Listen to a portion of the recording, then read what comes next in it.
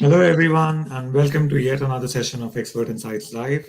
Today, we've got Antonio, Sajid, and Amita with us. If y'all can hear us, please do add in comments just to ensure that we are not talking just to ourselves. That would be great. And then we can get started. So let's Hello, just wait. everyone. So, Antonio, Sajid, Amita, would you all like to start by introducing yourselves, who you are? Sure. Do that while you're waiting for more and more people to join in. Amita, you go first. Ladies Okay, first. thanks. Thank you. So, I'm Dr. Amita Kapoor, and I have been into academia for almost 25 years. And then I got kind of bored from academia and I decided to explore industry. So, for last 5 years, I have been working in industry as AI advisor. And now I'm more going on my own as a freelancer. So, that is more about me. And that's it. Yeah. Thanks, Amita. Sajid, would you like to introduce yourself? Sure. So I'm Sujit. I work for Elsevier Labs. It's a publishing company. Mostly it's a publishing / data analytics company. My background is search, and that's how I actually came into NLP. But lately, it's more like the work I do is more like search adjacent. So, applying machine learning, deep learning to search problems. And also associated NLP problems. So that's what I'm doing at this point. This is Antonio. Well, all my life, similar to Sujit, was around probably two topics. One is search, long time in search. And then cloud recently. Well, it's six years that I'm in cloud. I came to machine learning through search many years ago. And I worked in different companies, both startup I made and then enterprise, like Microsoft. Now, today, I'm with Google. I had the pleasure to work together with Sujit and Amita, so I'm very happy to come to this goal of getting the third edition out. Perfect. Thanks a lot, everyone. Thank you, Norma, for confirming that you can hear us. That's great. And I can already see that a few people have started adding in their hashtag to enroll in the raffle. So yes, please do comment hashtag packed if you want to win an e-copy of Sujit, Antonio, and Amita's latest book. And please feel free to add all your queries in the comment section. We will pick them up. Because I can't see any, I have the privilege of getting my question asked first. So let's begin with this. Let me put up a question for the panel and one of you can pick it up. How much quicker or easier does AutoML make the modeling process? Would one of you like to answer this? Antonio, maybe you? Yeah, if that's okay, I will pick this one. Well, machine learning sometimes is still considered like a difficult topic in the sense that you need to learn a lot to apply machine learning. And is a kind of paradox, right? And even when you are familiar with, let's say, certain models or certain architectures, there are still a number of parameters that you need to optimize. And so this is yet another problem. Not only you need to learn, but then you need to learn a lot before applying. But then you need to learn a lot of experiments to find the right parameters. And then I think that there is a third problem that everyone is facing. There are a lot of solutions for different problems. Like, I don't know, today if you want to do text, for instance, NLP, you probably default to transformers. A few years ago, you were defaulting to recurrent neural networks. So there is another problem to find the right architectures for solving problems. So fundamentally, I'm saying to you that there are three different problems you want to solve. One is to learn what is the best model for you. The second one is to find the best parameters. And the third one is also how to compose different solutions. In other words, the learning curve at the very beginning is very high. Now, AutoML is trying to address these three problems. And how this is solved? Well, the solution is a bit recurrent. is that machine learning is used to find the best solution. So for instance, machine learning is used, if you have a model and you need to do hyperparameter tuning, so finding the best parameters, you actually use machine learning to find these best parameters. If you need to discover the best architecture for solving a specific machine learning problem, AutoML can help you to discover this. And so the learning curve is actually reducing significantly. Even if you are not an expert on machine learning, my suggestion is to start with AutoML, because you can find a quick and very frequently very effective solution. At the end of the day, it's always good to establish quickly a very good baseline. AutoML is working, is pretty effective for doing this. I've seen a lot of success stories of models built with AutoML that are used in production and in a very effective way. My recommendation is either you are if you are an expert or if you are not an expert, always start also considering AutoML, because it's allowing you to establish a baseline very quickly, and then either this baseline is very good and you stop there, or you can actually iterate and build more sophisticated solution, but at least you have a very solid baseline to start with. Great.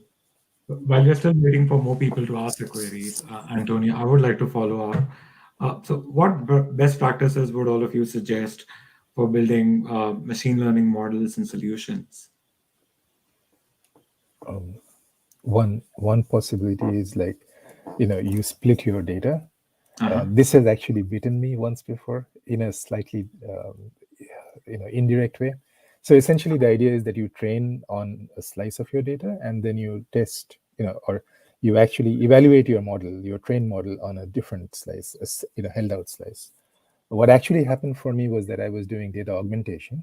So some of my, so I did the augmentation first and then I split the data, which meant there was a data leak, right? So essentially I got very good results, which did not actually happen in practice, right?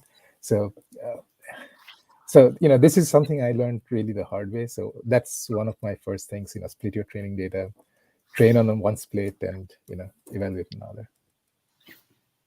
Amita, what would you suggest would be the best practices for machine learning solutions and models? Yeah, so in my opinion, one thing definitely, as Sujit mentioned, is keeping the data spread properly so that there is no leakage happening in terms of data. The training data and the validation data and test data has to be separate. That is definitely very important. In my personal experience, building machine learning models, especially when you are working with real problems, is kind of an iterative process, right? So, understanding from where to start, like what kind of input to take, and what all input can be taken is something which comes with experience. Sometimes we assume that, okay, these are the only parameters on which our model will depend, but that is not, absolutely correct. Sometimes you will find there are other factors also which can contribute to information. All right. So feature engineering, in my opinion, is again one of the very important components of building a machine learning model. Understanding your features and then, being able to process them and build features, complex features, so that you can improve the model, as you iterate through. That is one of the important steps. Maintaining model versioning, because we tend to forget what we have done, so documenting what you have done, maintaining the versions about it is also very important when you are building up a model. So these are, in my opinion, some of the important concepts out here. If I may add something, and building also on what Amita said, plus one on what Amita said on maintaining versioning. In general, I would say that for machine learning, you will expect to adopt the same best practice that you adopt for software engineering.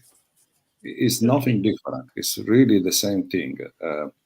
Like you need to commit your model and you need to be able to reproduce everything that is around your model. So not only the model itself, but also the features that are around the model. So the first suggestion of building on what Amita said is do not reinvent the wheel. There are already years and years of best practice established in software engineering, and the same practice should be adopted in machine learning engineering.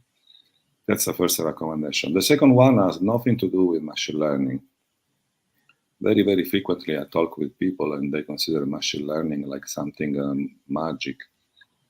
In reality, even before doing any form of machine learning, you need to have metrics established.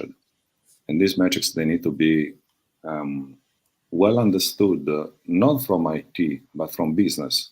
So metrics that are adding value for business. So what's the problem you are trying to solve? Do you have metrics that are describing this problem?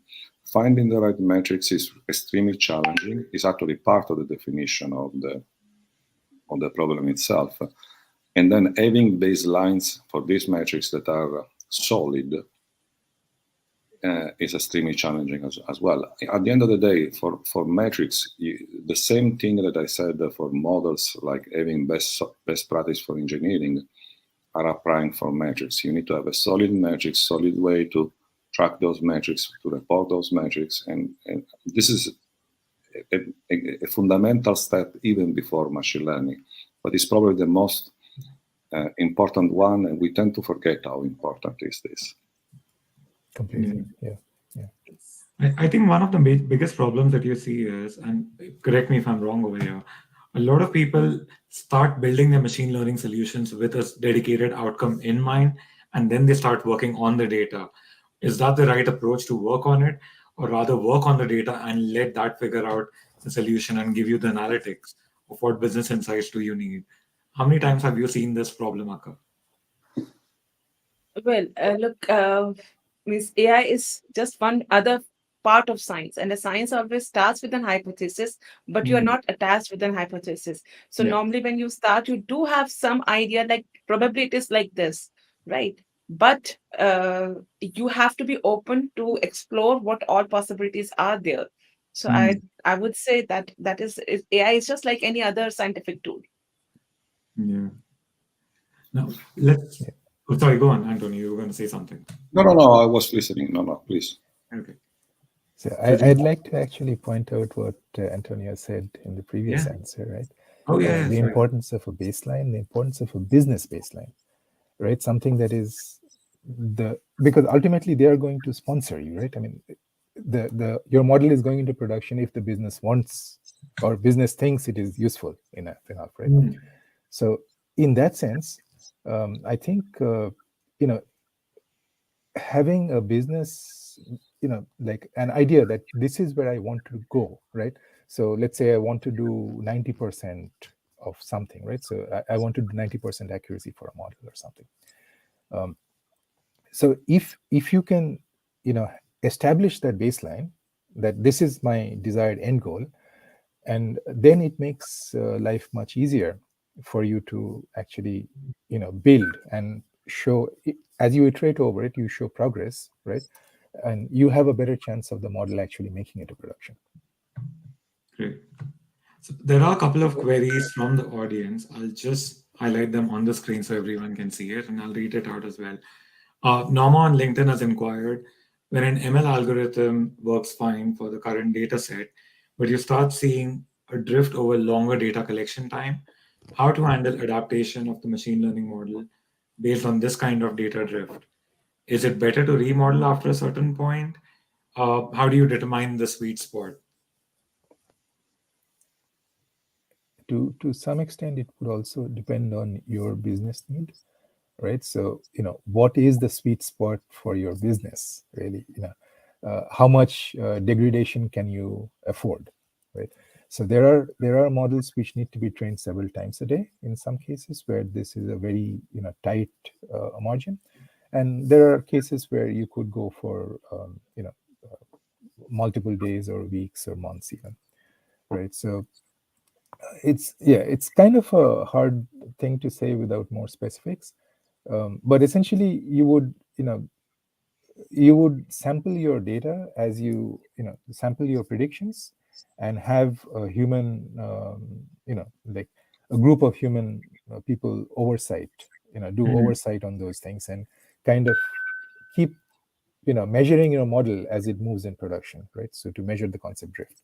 And once you have like once you decide that okay, the drift is too large, that's when you would retrain. I think that's my, and there could be other better ways to do it, I guess. If I can add one thing to what Sujit is saying, this question is a difficult one in the sense that that we face this like frequently, and there are very different considerations according to. You need to have more information to answer this question. But I want to highlight two things. One is, in reality, as Sujit was saying, it's also a trade-off consideration. Like, for instance, what's the cost of retraining? Up to what point you can wait, right? And that's what Sujit was kind of alluding. There is another aspect that is sometimes you have a regression in your signals. Like, for instance, for whatever is the reasons, your signals are not really performing because you have a bug or something like this, are not really performing as you were expecting. That's a different case of like a different situation. This is one that you should address immediately, right? So you should have a test set that are actually allowing you to reproduce the situation that you had at the beginning to understand if you are not having a regression. And yet another situation is when you indeed have a real drift because, for instance, I don't know, time series. And so the data itself is changing over time. In this case, the sweet spot is a trade-off decision between how frequently I want to retrain, what's the cost of retraining. So it's not an easy question to answer, I would say. Yeah. Norma, in fact, also had a follow-up question. And I think Sujit has already answered that, but we'll still read it out. That can current system help determine the better algorithm fast? How dependable is it compared to manually knowing the problem and designing the solution? I think, yeah. Sujit, would you like to add some more? Amita, would you like to add some more to it? Can current systems, you mean automatically determine the drift, or? Yes, I think that's what Norma is hinting at. I guess if you have autoencoder like systems where you can recreate the input in certain ways, right? In case of certain models, yes, I would say you would be able to, but ultimately, unless you sample and validate your predictions, the model's predictions, there is no way of knowing if the model is actually drifting. I suppose you could think of what is the okay. So if your model say detects some kind of anomaly or some kind of thing, and the approximate percent, right, that it says yes 50% or 55% of the time, and says no 45% of the time, to take a very, very simple example, and then you notice that the mix changes. That would be one possibility, that the data itself is now changing and your model is not able to detect what it used to be able to detect. But it's kind of a simplistic thing. It's not always possible to do that. Okay. Now that we've discussed a little bit about machine learning, let's turn our heads towards TensorFlow. And there's an interesting question here by Kisale. How does TensorFlow make use of the Python API? And what are the APIs outside of TensorFlow project?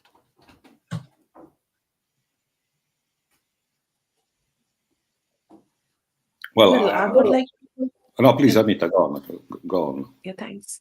So what I would like to say out here is like TensorFlow is basically a module which is like working in the same scenario as Python. So you can use it directly with Python, you can use it with C, and so on.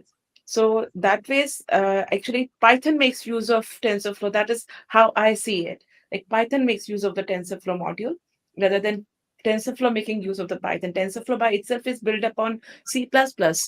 So that is what I would say.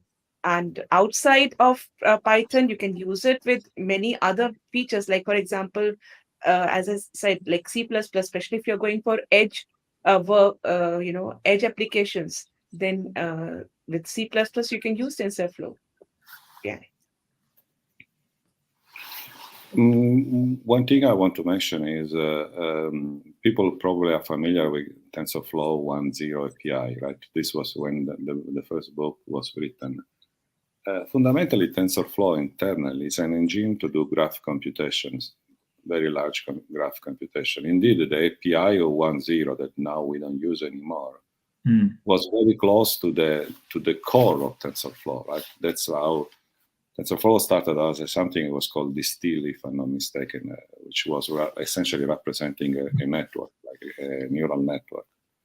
And then on the top of this, we saw more high-level standard, like so more high-level. It's going up to the level of the stack. Like that's why Keras came. And now today, everyone is directly using these APIs because they are way more convenient, and these APIs are normally in Python. But over time, other APIs were added in different languages because this was a standard. Yeah, I think speaking of TensorFlow, that it would be a shame if I don't address the elephant in the room. And there's a massive debate over PyTorch versus TensorFlow, and where PyTorch is better and where TensorFlow is better. So let's address this. And let's not talk about what the differences are. I think majority of the people are aware of it, but let's put it this way. Where do you feel TensorFlow is better than PyTorch? I have people who basically I think love both. There are some people who are just PyTorch lovers, and there are some people who are just TensorFlow lovers. They are not even ready to listen about other viewpoint, right?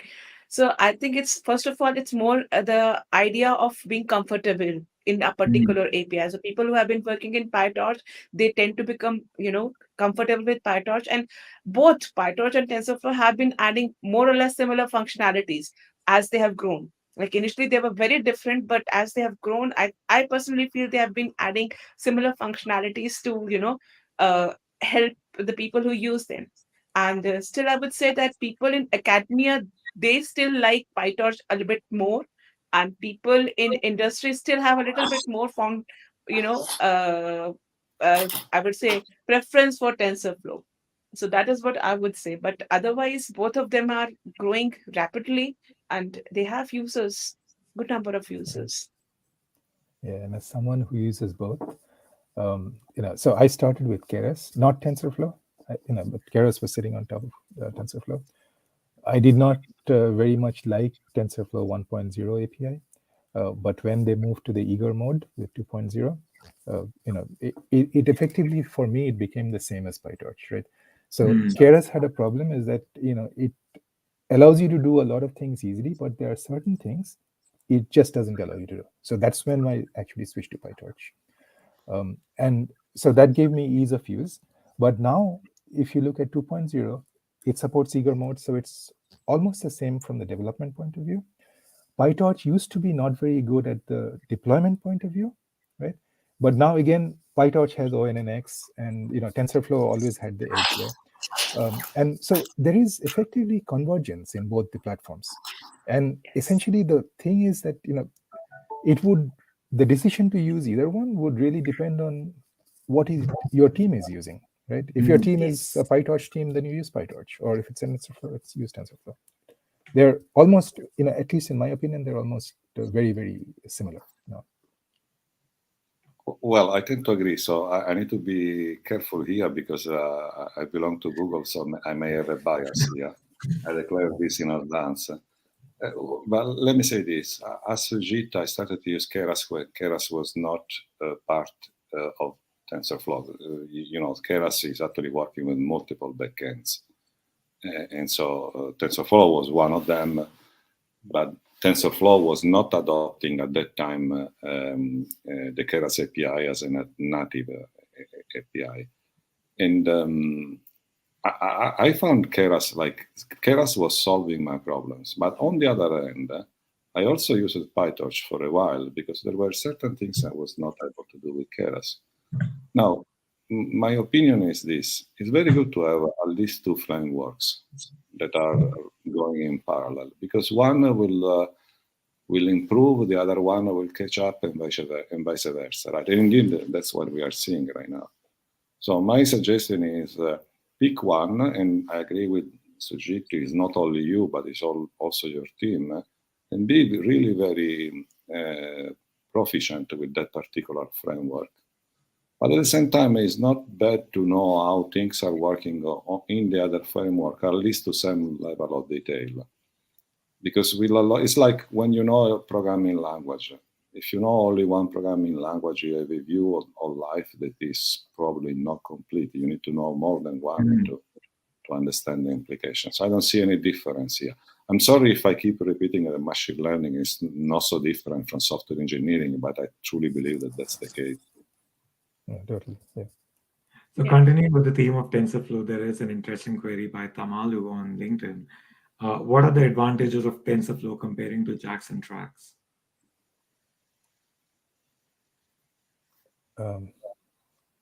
I've used JAX only in one project. The one big thing I thought was like the seamless integration with TPUs.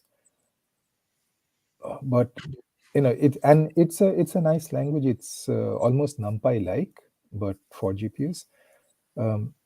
But in any other, so I didn't actually find. So now that PyTorch is ramping up on TPU support, TensorFlow always had TPU support. I did not feel like it was like very compelling for me. But of course, it's a nice platform. But that's about it. I haven't had the opportunity to actually delve much more in detail beyond that. Well, from my perspective, there is a very high overlap between TensorFlow and JAX. But these are not exactly the same thing, in the sense that JAX is a Google project and essentially was thought for like doing very high performance numerical computation, right? And also the other aspect is composing functions in a way that is easy to compose. Now, of course, when you have high performance and then you have a numerical computation with composition, we are talking about deep learning, essentially, or at least deep learning can also be seen as something like this. I found JAX extremely useful for speed. So it's extremely fast, and that's in certain situations. In Google, we use both, right? But at the end of the day, it's really depending on the problem you need to solve. So I don't have an indication that is like generic, but it's really be aware of the options and then pick the one that really maps the problem you need to solve. Great. So there is one query before we do the first giveaway and the raffle. So there is a query by someone, I can't see their name, unfortunately, but concerning the retaining problem, are there any speed ups we can leverage with quantum computing? I think it's a combined query.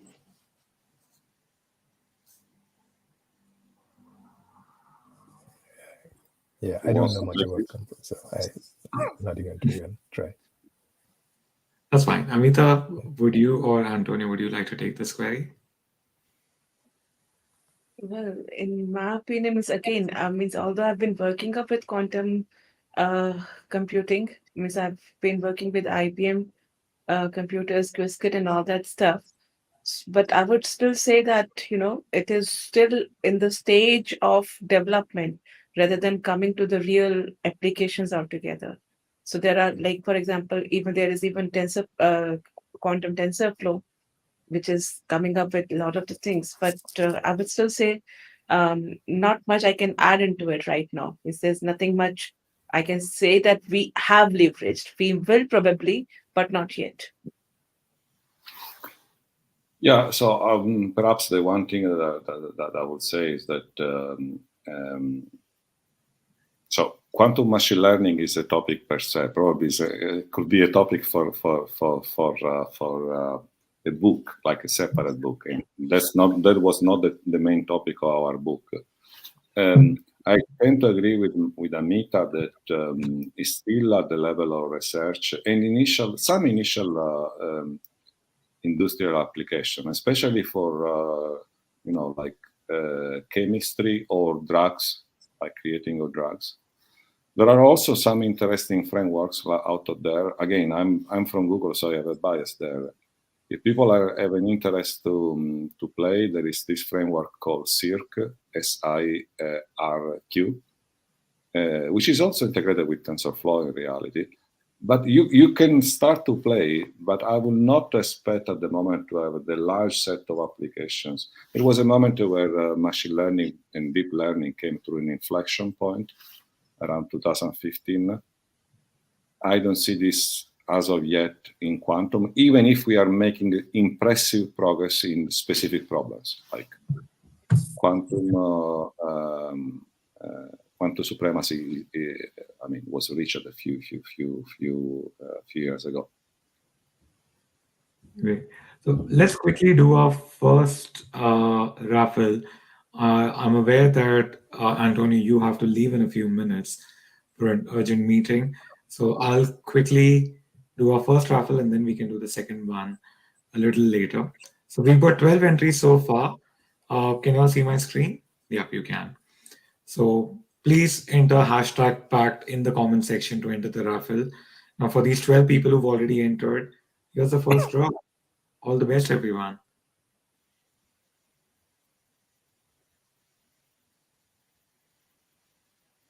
So Guillermo Chavez is the first winner on YouTube. Guillermo, if you can get in touch with me on LinkedIn, my name is as it is spelled over here. As you can see, Tushar Gupta. Please get in touch with me on LinkedIn and I'll ensure that I get you your e-copy. For others, please carry on adding in hashtag pack to the comment section. Antonio, please continue to stay with us as long as you can, and we'll continue with the session ahead. So there is another interesting question over here. There are so many hybrid TPU, GPU, quantum computing frameworks. Which one seems to be emergent and leading at the moment? We know, Antonio, what you think.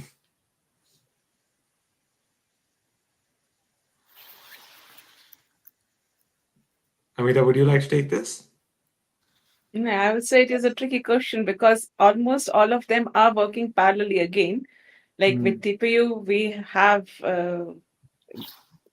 Google taking up with everything, but as like PyTorch is also doing same with GPU, and as far as the quantum computing is concerned, there are many frameworks happening and they're all parallelly growing. So right now, I cannot say that this is the one which will be emergent and leading because they all appear to be quite promising.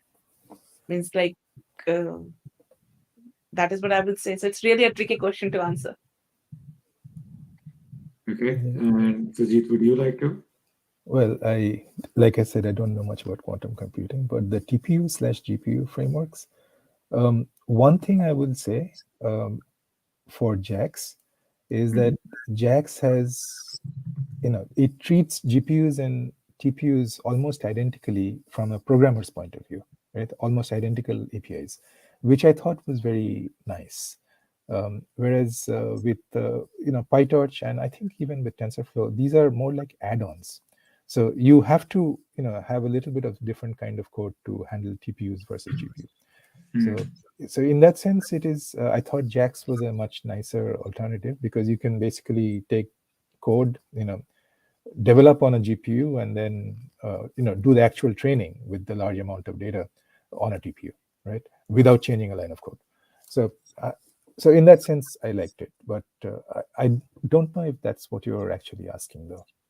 I think there is a follow-up question about this from someone on YouTube, and they've corrected. They mean without, not with.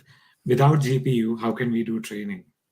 Without GPU, how can we? Oh, okay. You can do the training without GPU on CPU as well. The only thing is it will take more time. Yes. Exactly, yeah. And there are freely available GPUs as well, right? Correct me if I'm wrong. Yes. Can you just suggest some freely available GPU options? So probably Rohit could pick that up. Yeah, Colab is one, obviously, right? That's the big one. Kaggle is one. Yes. If you are working with Kaggle datasets, then you can just create a notebook. They give you free GPU time. There are others, but these are the two I know of. There is also, I think, Linux, some other platform, but I forget the name exactly. But Colab and Kaggle are ones I've used quite heavily before. And quite popular ones at that. Yes, definitely. And I would just add that if you're using Collab or Kaggle or something like that, just make it a habit of saving your model. And when you restart the training, start from the last trained model. So just, save the model in your drive. Like if you're using Collab, just save it in the drive. And if your 12 hours are over, then, again, restart from the last trained model and continue. So that doesn't, really make much of a hassle. You can always do it. Perfect. Then let's pick up the query from Bemnet on LinkedIn. What are the best practices to solve classification tasks with highly imbalanced data set? Okay. Yeah, please. Depends on the level of imbalance, right? If your imbalance is like 2% class 1 and 98% class 2, I would actually suggest treating it as an anomaly detection problem rather than a classification problem. What you essentially would do is train an autoencoder on your data without actually labeling it, and train it to reconstruct the data. Because you have so little of one class, you would essentially be training the autoencoder to the reconstruct the majority class, right? And then you measure the reconstruction error of the new inputs, and if it's very high, you have an anomaly, right? And therefore the minority class. So that's one totally offbeat way to do it.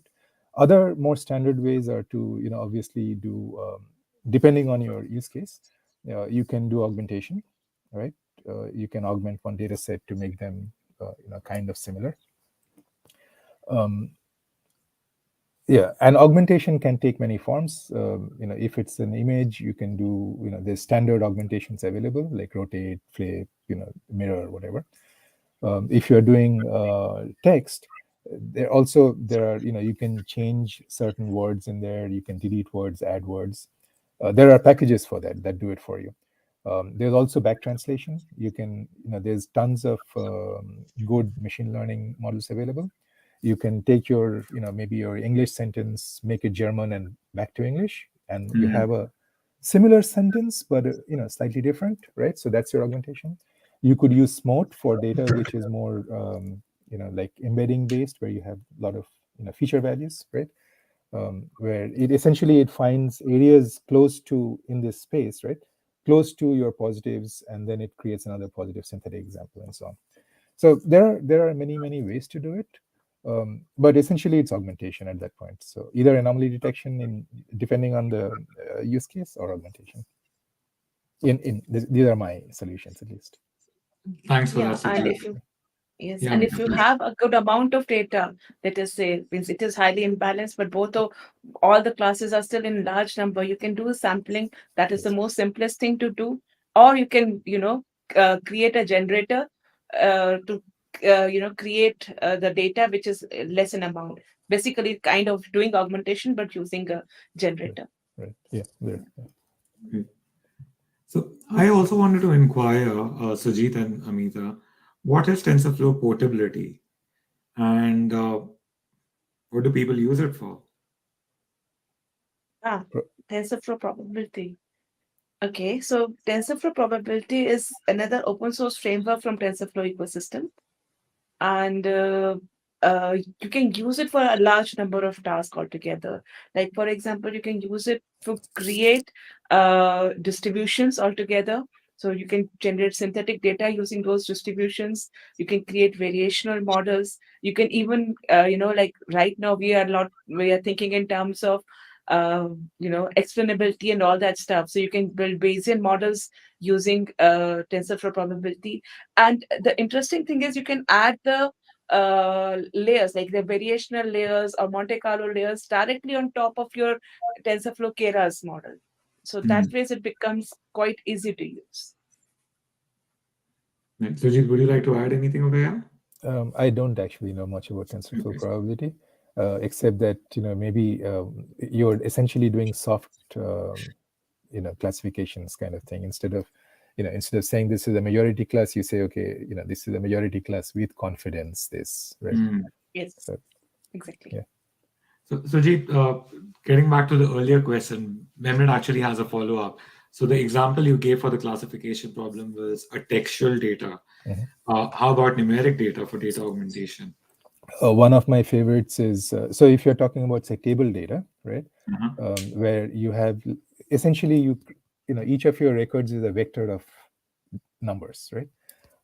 You can think of it essentially as an embedding. In terms of NLP, it's an embedding, it's a feature vector, right? I would go with SMOT. That is my go-to generally. So essentially what you do is, so you can imagine, right, this feature vector as a point in multidimensional space. And if you have enough of these, you kind of have a hyperplane, right, separating the two spaces. Maybe a very twisty hyperplane, but a hyperplane nevertheless. So essentially what you're doing is you're jittering a few of the dimensions in this feature vector, and creating a thing which is adjacent and which is more, there is more chance of having it be in that class, right? Again, simplistic view, you're talking about just two classes, whereas reality is multiple classes, right? But essentially that's the idea. So SMOTE does this for you. It's SMOTE, right? It's an acronym for a larger algorithm, but essentially this is a generation algorithm that tries to find areas adjacent to your numeric data and create additional augmented data for you. Yeah, SMOOT actually stands for synthetic minority oversampling technique, isn't it? Okay, there you go. Okay. Yeah. Sorry, abbreviations and me. It's a very old relationship trying to remember them. So yeah, Tamalu has an interesting question. I'm not sure if you have any experience with Flask APIs, but are there any performance-related advantages of using TensorFlow serving over Flask APIs to serve models? I think so. There's a lot of functionality that is built into TensorFlow serving. So one of the things that I especially like is that if you drop, so the way the serving is set up, if you drop a newer model, well, you can basically hot switch from an older model to a newer model. So assuming that the older model is sitting there serving requests, you can drop a newer model and it will complete, it actually detects that automatically using some conventions. And as soon as it finishes serving the older requests, it will switch over to the newer model. So this hot switch capability, I think, is quite nice. I don't think you can do it very easily with a Flask API unless you do a lot of custom programming. So in that sense, yes. I have used Flask-like APIs to serve models earlier, but more lately it's been, it generally does not scale very well. So again, TensorFlow serving has an advantage there. There are other more robust ML deployment platforms that we use now based on Kubernetes and so forth. But back when I used to, when I had a choice between Flask APIs and TensorFlow serving had a bunch of things that they had going for them, which was much more convenient and more out of the box features than Flask. Okay. Amita, I would let you take this next question because you come from an academic background. So Norma inquires, with the advent of more and more automatic models based on data-driven metrics, how important is it today to have the knowledge of underlying math and stats, especially since the learning curve is not steep? Simply practicalize before learning sensibly and in depth.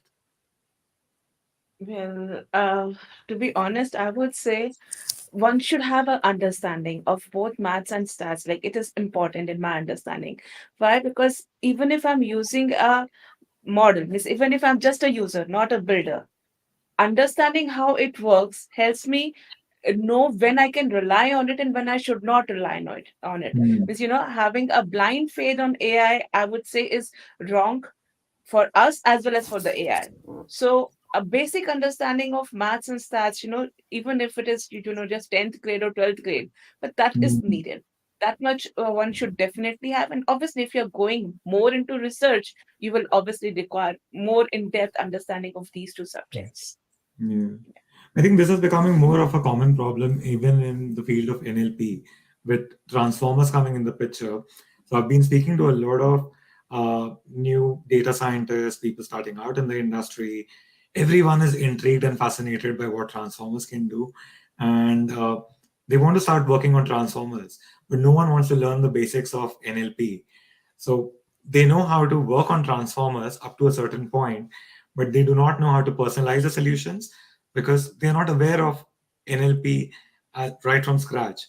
So, speaking of transformers, and thanks, Norma, for getting us to this point, is transformers now an essential part of learning natural language processing? What do you feel? I think so. I mean, so you think of it, language. I think of it in this way, right? So far, when we had to deal with NLP, the solution that we had was RNNs, which are essentially, the most complex, or one of the most complex networks in deep learning, right? Of course, there are a lot of more complex networks also in computer vision for very specific tasks. But even for normal, what you would think of as normal NLP tasks, RNNs are actually quite complex, right? And the reason I think it is that way, because language is like super complex, right? There are Mhm. tons of corner cases, right? Where, Yeah. unlike say images, right? There are fewer corner cases. It's a more regular problem, Mhm. area. So as we went further and further, right? So we did RNNs first, and then we did sequence to sequence models, and then we, with attention in between, right? And now we have with transformers, we have self attention and much larger models trained on large amounts of data. Essentially, what it tries, or what it has been able to do, is to detect more and more of these corner cases, right? And create a more complete model of language as a whole, whatever language it is trying Yeah. to model. So in that sense, I think transformers are definitely something you need to learn for NLP. And I foresee that we will actually get something beyond transformers as well. And when that comes, you have to learn that, because it will become necessary. We haven't solved language yet. I do have a follow-up question even for that one, but we'll come back to transformers a little later because there are quite a few queries in the comments. So we've got something from Rayman in LinkedIn. Please let us know TensorFlow Lite use cases. TensorFlow Lite is basically, you can use it for uh, building up mobile applications, for example, or even edge applications for that matter. Because TensorFlow Lite, you have models which are quantized models, so their size is small, and they can fit up into small memories of edge devices and mobile applications. So these are the places where you can use TensorFlow Lite. Okay. Do you? I think you've summarized it pretty well, Amita. That is exactly what TensorFlow Lite is used for. So yeah, I don't need to pass the baton on to Sujit. So I'll come back to the follow-up question that I had about transformers. You spoke about text and images. Now, we all know how challenging text is because of the tone, the connotations of the same word, which have double or triple meanings, and images. DALL-E 2. It would be a shame if we don't address DALL-E 2. What kind of things do you feel one can do with DALL-E 2? Well, we are seeing a lot of the things that it can do, Mhm. right? It can create, fake images. It can also, but even, one of the things that one can do is for education, right? So it has traditionally been seen, or even for bots, right? um, Mhm. Bots that you can see, not just talk to, right? Yeah. um, so people generally feel comfortable when somebody speaks in their accent or looks like them, right? Mhm. So you could imagine situations here where you could generate images based on the client's maybe geographic location, right? So the speaking part comes closer to what the client would speak like, right? So in that sense, that is one possibility. Not only for consumer level interactions, it could also be for e-medicine, for instance, right? So Yeah. if you're talking to a doctor who looks like you or who speaks like you are generally more comfortable sharing details with them, right? So you could imagine a case where you have these fake agents which are collecting information, Yeah. but it's more comfortable for you to share information with them, right? So, Yeah. that's one area I think where DALL-E 2 would be great. Another area is generating artwork. I mean, suddenly now you have infinite potential. It's no longer limited by your own imagination. It's limited, it's generating off imaginations of millions of people before you because it's been trained on that data, right? Yeah. So In the healthcare industry, I think it is quite understandable for a couple of things that I could think in my head is like older people, they would feel more comfortable talking to someone who looks like you, who talks like you. right. Counseling sessions, probably, if it gets that far in the future.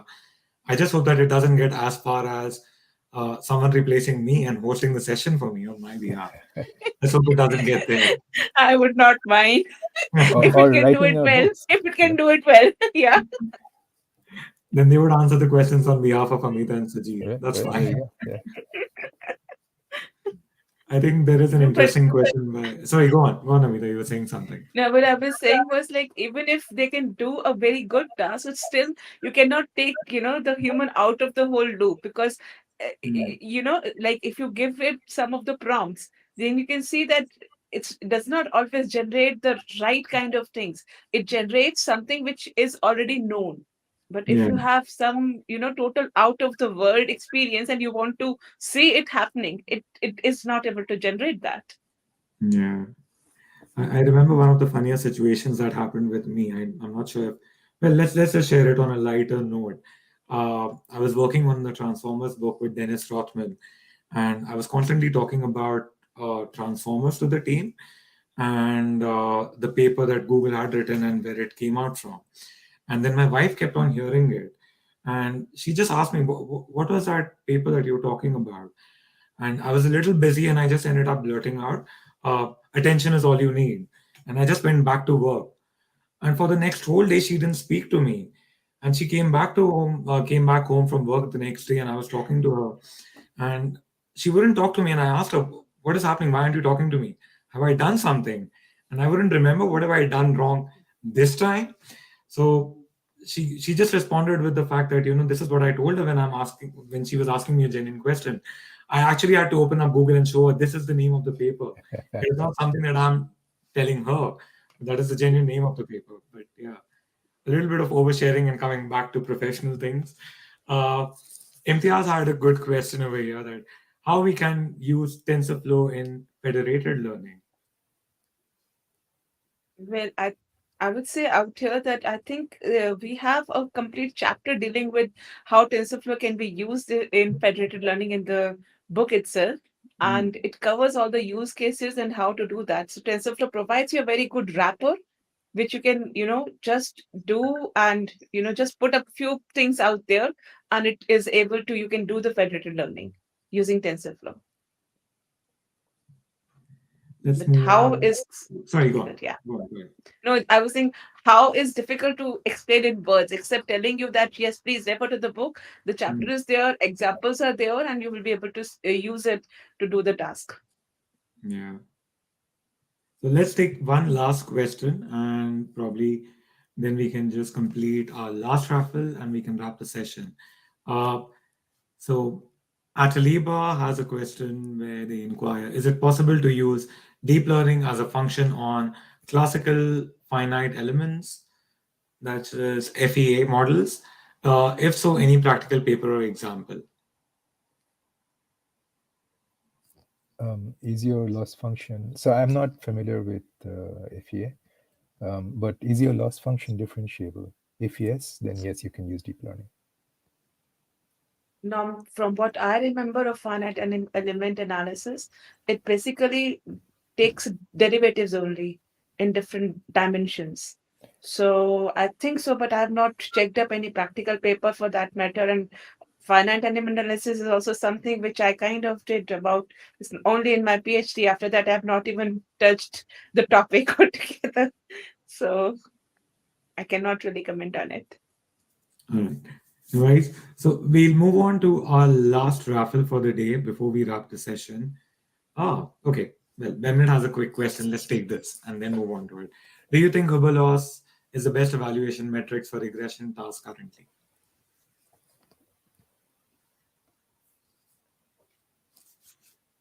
Yeah, I'm not really sure. Let me. Amita, would you like to take this one? I would say it depends upon the best evaluation matrix depends upon what exactly you are trying to get from the regression task also.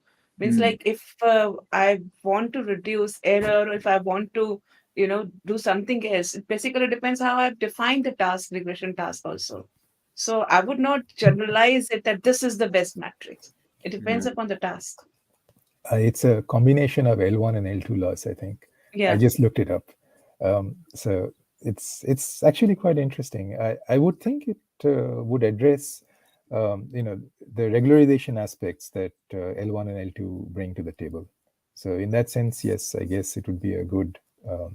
I don't know about best, but definitely a good regression evaluation metric. Yes. Yes, I agree. But best is something which, one cannot say. Yeah, that Yeah, was. it's like the ultimate. Yeah, I agree. Yeah. Especially with so many developments, Mehmet, I think it every use case or every task that you're doing deserves a different solution and a personalized one. So you always have to test it before you say that yes, this is the ultimate solution for that particular task. Okay, let's go back onto our last draw. So in the first draw that we conducted, Guillermo was the first winner. And now we'll do the last draw. Guillermo, I hope you got in touch with me on LinkedIn. If not, please do that. I left a comment for you. Uh, all the best, everyone. This is the last draw of the day. Meriton, again, it's someone from YouTube. Meriton, if you're seeing this, please get in touch with me on LinkedIn. I have left a comment above on YouTube of how to get in touch with me. So if you can see that, I'll just try and post the comment up here. So this is how you can get in touch with me on LinkedIn. Uh, please search Tushar Gupta plus Pact, and I'm the only one. The last I checked with that name at Pact. So yeah, you can connect with me on LinkedIn. Send me a request. I'll add you up, and then we can discuss how I can share the ebook with you. All the best, everyone. Any closing notes, Amita, Sujit? Well, read, understand, and work coding. That is the only way to learn machine learning. Yeah, one other, I wanted to address, there was like a question on how do you actually do real world data. So I've been doing this a lot over the last couple of years. So, and I don't use TensorFlow at all for that work. Our platform is Spark, so I do a lot of Spark based extraction of data to feed my models basically. So that's another skill set, maybe Spark or Dask or Snowflake, or those areas might also be something that is useful. Perfect. All right. Thanks a lot, everyone. And hope to see you with the next session soon in the future. Have a great time. All right, you too. Bye. All right, thanks. Thank you. Thank you, everyone. Thanks, Bye. everybody.